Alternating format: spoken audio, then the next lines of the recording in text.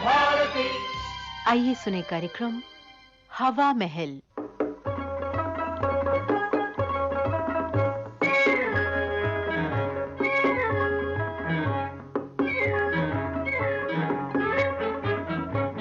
हवा महल में आज सुनिए हास्य नाटिका पड़ोसी का नाता।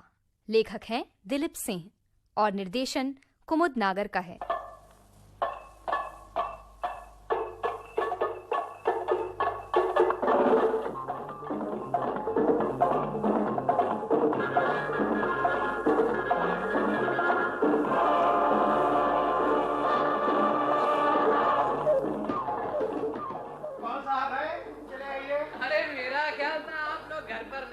आइए आइए शर्मा जी। सोचा देखता ही चले। कमाल है शर्मा जी, ये ख्याल आपको कैसे आया कि हम घर पर नहीं हैं? अरे दरवाजा जो बंद था। ओह, बात दरअसल ये है कि बहुत तेज हवा चल रही है ना, कमरे में धूल मिट्टी आने लगी थी, मैंने बंद कर दिया। बेटा एक बात अच्छी तरह से समझ लो, बंद दरवाजा हवा को तो रोकता ही है, ये कमबख्त पड़ोसी को भी रोकता है। अब अगर मैं बंद दरवाजा देखकर आगे निकल जाता तो आप लोग एक पड़ोसी की मुलाकात से महरूम रह जाते। बोलो रह जाते ना? ये तो बात है शर्मा जी। लेकिन आपको क्या, आप पड़ोसी को तो कुछ समझते ही नहीं। ये आप क्या कह रहे हैं? अरे और क्या, आप बस दोनों मियाँ बीवी एक दूसरे में ही मग्न रहते हैं, कुछ खबर ही नहीं कि पड़ोसी जिंदा भी है या नहीं, मोहल्ले में क्या हो रहा है आपको कुछ खबर भी है? अरे और तो और, आपको तो ये भी नहीं पता कि मेरे घुटने के दर्द का क्या हाल है। बात दरअसल ये है कि कॉलेज में काम कुछ इतना ज्यादा हो जाता है शर्मा जी कि जब घर वापस आता हूँ तो इस काबिल ही नहीं रहता कि कहीं जा सकूं। हाँ बताइए ना, घुटने के दर्द का क्या हाल है? बताता हूँ, लेकिन पहले बहू को तो बुला लो। क्यों? अरे भाई फिर उसे दोबारा सुनाना पड़ेगा। कमला, शर्मा जी आए हैं। नमस्ते शर्मा जी। अरे आओ आओ, जीती रहो बेटा। अभी अभी मैं तुम्हारे विद्वान पति को ये समझा रहा था कि पड़ोसी का नाता बहुत ऊंचा नाता है, इसे यूं ही मत समझो। लेकिन शर्मा जी मैंने ये तो नहीं कहा कि ये नाता कोई मामूली नाता। अरे भाई कहा नहीं, लेकिन इस नाते को निभाने के लिए क्या कर रहे हो? तुम्हें तो इतना भी मालूम नहीं कि मेरे घुटने के दर्द का क्या हाल है। अरे ये तो वाकई इनकी गलती है, इन्हें पूछना चाहिए था। जीती रहो बेटा, जीती रहो। अब अगर ये अपने कर्तव्य का पालन ना करें तो मैं भी ऐसा ही करूं, हैं? जो पड़ोसी पूछने नहीं आया उसके घर जा जाकर बता रहा हूं। क्या गजब कर रहे हैं शर्मा जी, इस तरह तो दर्द और बढ़ जाएगा। अरे तुम दर्द की बात कर रहे हो, मैं कहता हूँ चाहे जान ही चली जाए, लेकिन ये नहीं सुनना चाहता कि शर्मा जी ने पड़ोसी का रिश्ता नहीं निभाया। आप भी बस।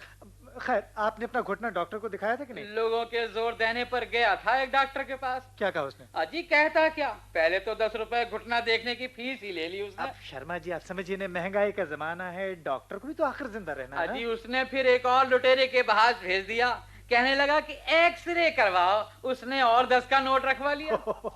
ये तो अब आप ऐसी बातें कर रहे हैं। अजी मैं जानता हूँ तुम कहोगे उसे भी तो जिंदा ही रहना है। जाहिर है, जाहिर है। अरे फिर नुस्खा लिख कर दिया, वो मैं केमिस्ट के पास ले गया, उसने 10 रुपए गोलियों के लगा दिए।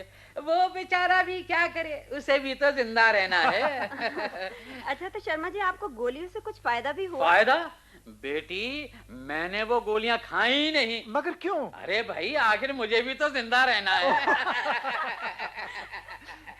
अगर शर्मा जी आपको डॉक्टरों पर विश्वास नहीं तो किसी हकीम को क्यों नहीं दिखा देते? और क्या, वो जो गली के नुक्कड़ पर हकीम है ना, वो तो शायद आपका मित्र है ना। वो हकीम वो मस्करा समझता है, मुझे कोई बीमारी ही नहीं है, सिर्फ वहम है।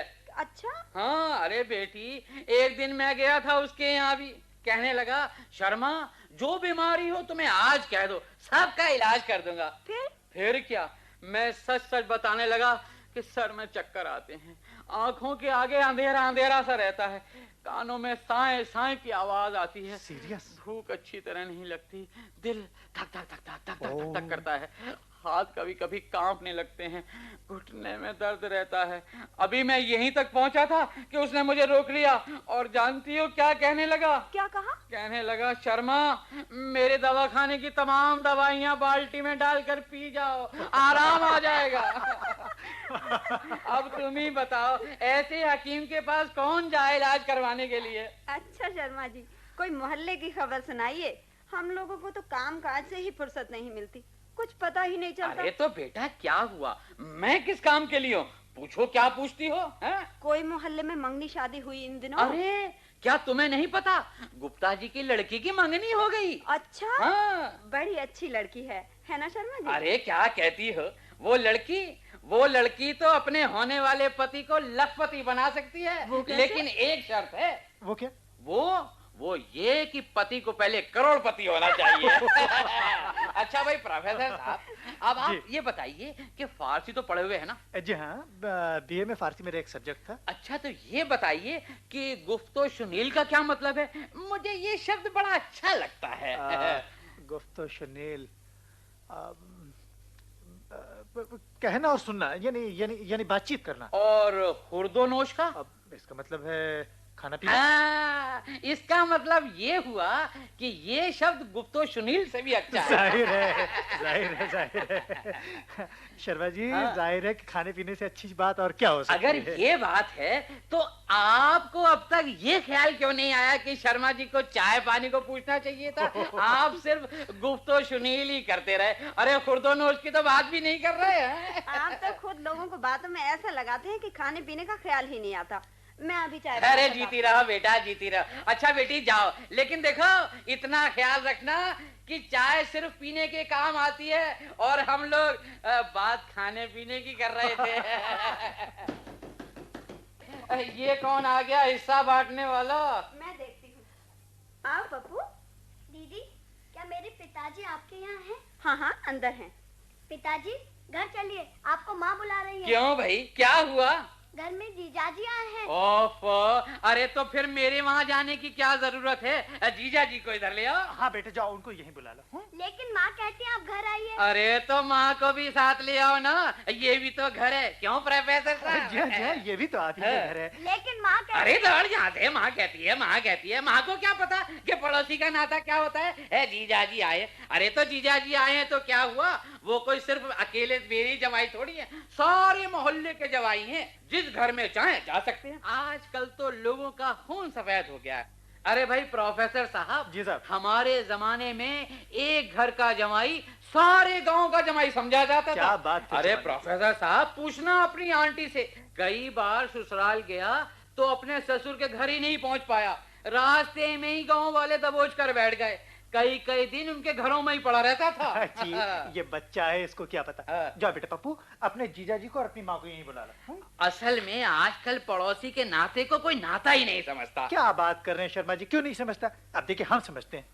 लीजिए आंटी जी भी आ गए। अरे पार्वती, है तुमने मुझे क्यों बुलवा भेजा? अरे ये क्या अपना घर नहीं है? पराया क्यों है? कृष्ण आया है इसलिए बुलवाया। तो कृष्ण को यहाँ नहीं बुला सकते क्या? क्यों भाई, कृष्ण है? पिताजी, मैंने आने को मना तो नहीं किया था। वो तो मैंने सोचा था कि चाय मिलकर ही पिएंगे। चाय मिलकर यहाँ भी तो पी जा सकती है। प्रोफेसर बेटा, कमला से कह दो केतली में पानी और डाल दे। जी हाँ, पानी और डाल दिया है। अब बल्कि मुझे कुछ मिनट की इजाजत दीजिए, मैं कुछ खाने को ले आऊं। अरे तुम क्यों तकलीफ करते? आप बैठिए, कहीं आने जाने की जरूरत नहीं। जरूरत क्यों नहीं है? उनके जीजा घर में आए तो क्या उसकी खातिर नहीं करेंगे? जी हाँ, ये तो मेरा फर्ज है। अरे जाइए आप, इन लोगों को क्या पता अब इनको क्या क्या किस्से सुनाऊं। अरे भाई, हमारे गांव के एक आदमी ने अपनी गधी साथ वाले गांव में बेच दी। इसी रिश्ते से हम कई महीने तक उस गांव में जाकर रोटियां खाते रहे, और ये रिश्ता बेटा उस दिन टूटा जिस दिन वो गधी मर गई। वैसे शर्मा जी, हंसने की बात नहीं। उन दिनों में लोग इस बात की कद्र करते थे। लोग पड़ोसी को भगवान का रूप समझते थे। आजकल वो बात ही नहीं रही।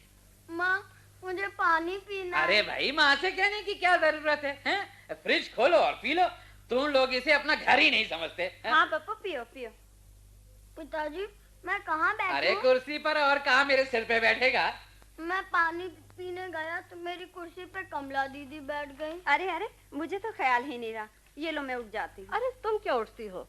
कोई बात नहीं, मैं थोड़ी देर खड़ी ही हो जाऊंगी। अरे भाई, खड़ी होने में कोई बुराई नहीं। अपने बहन भाइयों के लिए, बल्कि इससे भी ऊंचे रिश्तेदार, मेरा मतलब है पड़ोसियों के लिए अगर जरा सी तकलीफ कर भी ली तो क्या हुआ? अच्छा आप घर चलिए, चाय तो पी ली है। ये फिर घर का चक्कर शुरू क्यों हो गया? ये क्या घर नहीं है?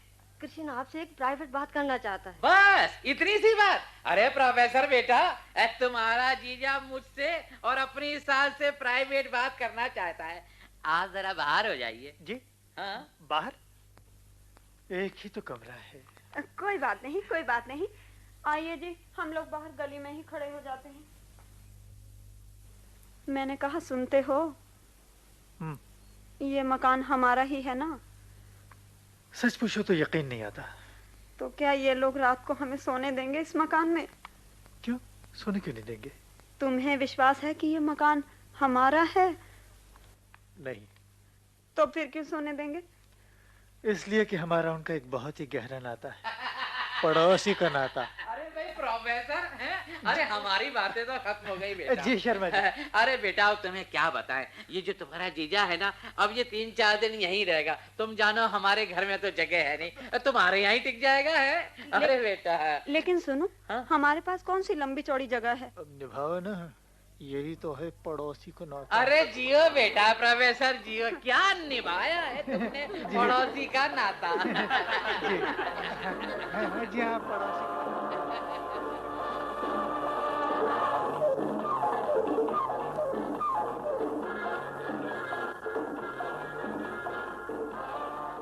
आप सुन रहे थे दिलीप सिंह की लिखी हास्य नाटिका पड़ोसी का नाता। निर्देशक थे कुमुद नागर। अब आज का हवा महल समाप्त होता है।